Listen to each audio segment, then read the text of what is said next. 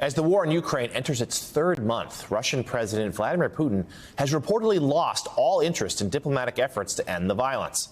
3 people briefed on conversations with Putin tell the Financial Times that after seriously considering peace talks to end the war earlier this month after a series of military setbacks, the Russian president has now given up on those discussions. One person tells the Times, quote, Putin sincerely believes the nonsense he hears on Russian television and he wants to win big. Sources say the turning point for Putin was the sinking of Russia's largest warship in the Black Sea, which reportedly left him humiliated.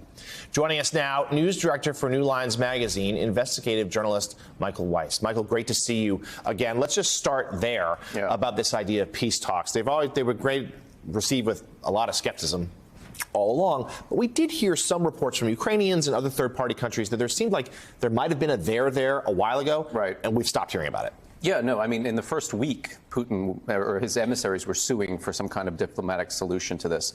I think they realized that their plan to do regime change in Kyiv was going off the rails very quickly. They sent in their VDV paratroopers, they sent in their GRU Spetsnaz. They could not sack the capital as had been anticipated. But all of that's now kind of dissipated. In fact, I mean, forget about the sinking of the Moskva. Today, or last night, there was a huge explosion in Bryansk in Russia, about 60 miles from the Ukrainian border. Everyone on Twitter, all the military analysts I'm talking to are saying this was a Ukrainian missile struck a fuel depot. Actually, it was 2 missiles and 2 strikes inside Russian Federation territory. And this would not be the first act of sabotage the Ukrainians have allegedly conducted behind enemy lines. Look, you know, this is a guy, he started an unprovoked war. He could not achieve his objectives. The new reset strategic objectives, let's take the Donbass, let's occupy more territory, let's have a land bridge connecting Crimea to Russia, that's not going to go so swimmingly either. People who were very gung-ho about Russia's campaign to annihilate the Ukrainian military are now basically arguing that they don't have enough troops, that the troops that they have do not have the military capability to achieve these objectives. So I'm very curious to know what Putin thinks he can achieve. And reading that piece, what I took from it is, yeah, he believes his own propaganda. He thinks he's winning when he's losing. Right. Now, if you're in the West, you think, well, that's actually quite beneficial to us because if we keep arming Ukraine, if they press this fight, I mean, I think Lloyd Austin, Defense Secretary, has said, we want to help them win and we want to help them degrade the Russian military to such an extent that they cannot conduct an operation like this again. To really weaken Russia going forward. There certainly have been a number of explosions behind the borders of Mother Russia in recent weeks. So let's talk about, you started to go there, the next phase here, the sense that the Donbass is going to be the target now. And then they've increased the shelling. The land invasion really hasn't begun just yet. I reported over the weekend that May 9th Victory Day, that the U.S. officials don't believe there's going to be any significant escalation around that, although they think Putin might claim some sort of hollow victory, at least hollow progress report. How do you see the next couple weeks playing out?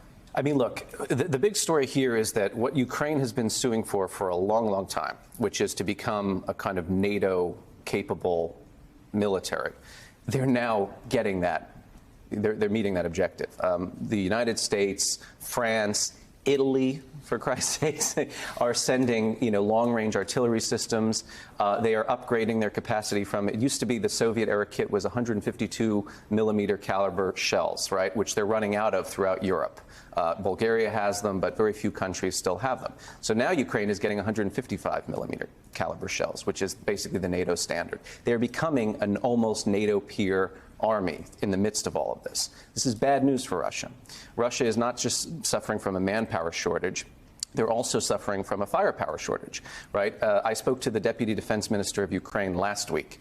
Told me a very interesting statistic. He said, of all the things that have been sort of shot into the air that we have taken down, cruise missiles, aircraft, unmanned aerial vehicles, 90% of the guts of these munitions, the electronics, are manufactured in 2 places. Guess where? The United States and Europe, right? Dual-use electronics. Sanctions are going to have a big, big impact on Russia's ability to restock and resupply itself. So, again, I don't see how they do what they want to do. They might have minimal gains. They might make some tactical victories here and there, take a village, take a settlement. But we've seen Mariupol has not fallen. And that the size of the Vostok metallurgic facility is actually quite big. It's at 4 square miles. Right. I saw somebody do a comparison analysis of all the cities in the world, superimposing this metallurgic facility on top of. It's quite a large, it's almost the size of a city. So if they can't take Mariupol, how do they do this land bridge connecting Crimea? And I think that's an important point. As much as the Russians will be reinforced in Donbass, so will the Ukrainians. Exactly. Michael Weiss, one of the leading voices on the war. He's been to Ukraine. He will again. We really appreciate you being here with us again today. Coming up next on Morning Joe, we'll go back to the highest level American visit to Ukraine as Secretary of State Tony Blinken and Defense Secretary Lloyd Austin visit Kyiv to meet with President Zelensky. We'll discuss the extraordinary wartime visit with Admiral James Stavridis and General Steph Twitty and Barry McCaffrey. Plus, the latest headlines dominating politics back here at home. House Minority Leader Kevin McCarthy goes out of his way to make sure he and Donald Trump are still pals after leaked audio exposed McCarthy's true feelings about the former president after January 6th. Morning Joe, just a few moments away.